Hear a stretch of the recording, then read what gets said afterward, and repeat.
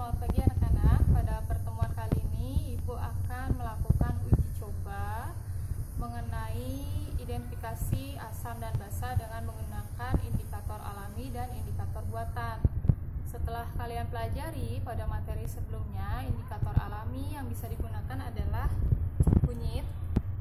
Lalu indikator buatan yang bisa kalian gunakan ada lakmus merah dan lakmus biru. Tampilannya seperti ini. Ini adalah lakmus merah dan yang ini adalah lakmus biru. Sekarang kita lakukan uji coba pertama dengan menggunakan indikator alami, yaitu kunyit. Kunyit bisa kalian dapatkan di alat bumbu dapur. Lalu sebelum kita uji coba, ada 4 spesimen di sini. Yang pertama ada air bawang putih, keduanya ini adalah air bawang putih. Lalu ada air jeruk nipis, keduanya adalah air jeruk nipis.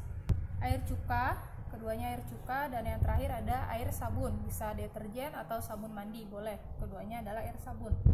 Sekarang kita tetesi dulu. Tetesi secukupnya. Ibu gunakan 5 tetes. 1, 2, 3, 4, 5. Yang lain berarti 5 tetes juga. 1, 2, 3, 4, 5. 1, 2, 3, 4, 5. Dan yang terakhir 1, 2, 3, 4, 5. Kita aduk dulu ya. Ini air sabunnya kita aduk. Lalu kalian perhatikan apa perubahan warnanya. Air sabun yang tadinya bening berubah menjadi merah bata. Lalu ada air cuka. Air cuka yang tadinya bening setelah ditetesi kunyit menjadi warna kuning cerah. Lalu ada air jeruk nipis. Ketika ditetesi dia sama menjadi kuning cerah. Dan yang terakhir ada bawang putih.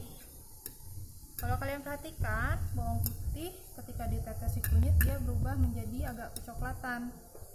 Nah, dari perubahan warna inilah kalian bisa menyimpulkan mana yang namanya asam, mana yang mengandung basa. Kunyit indikator alami asam basa. Jika menghasilkan perubahan warna menjadi lebih gelap, berarti larutan tersebut mengandung basa.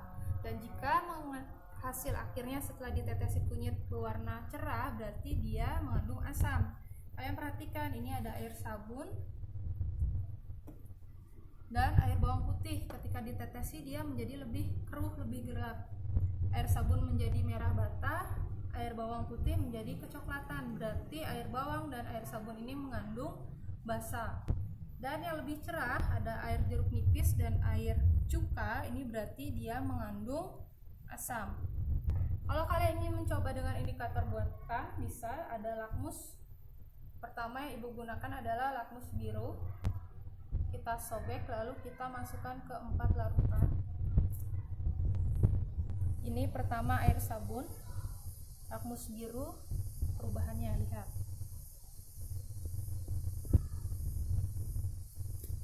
Yang kedua kita masukkan ke air cuka. Nah, ini lihat perubahannya. Yang ketiga ada air jeruk nipis.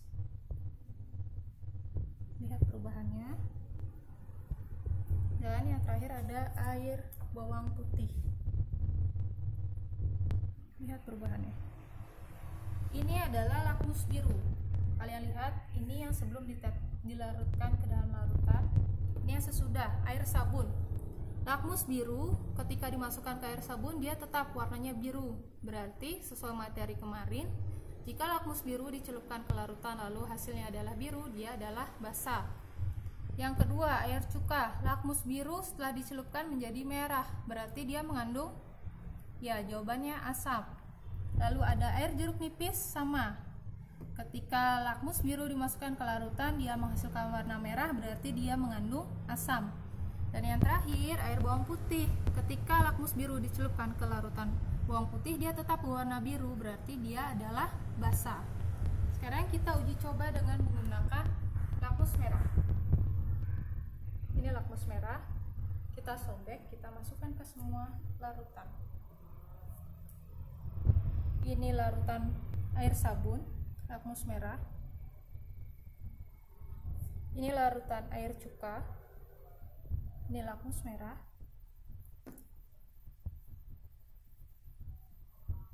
Lalu untuk air jeruk nipis, kita celupkan juga.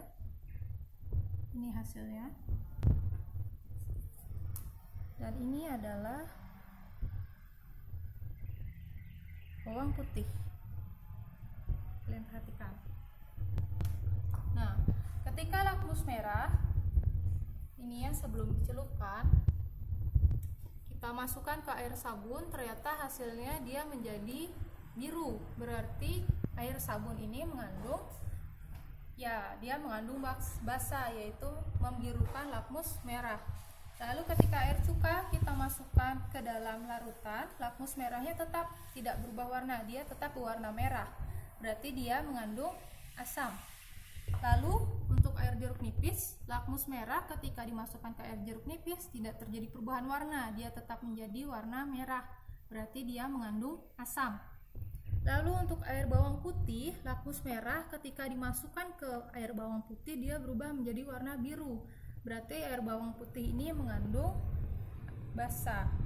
Nah, itu ya, semoga kalian mengerti. Sekian pertemuan dari Ibu. Jadi bisa kita simpulkan, jika sebuah larutan memerahkan lakmus biru berarti dia mengandung asam.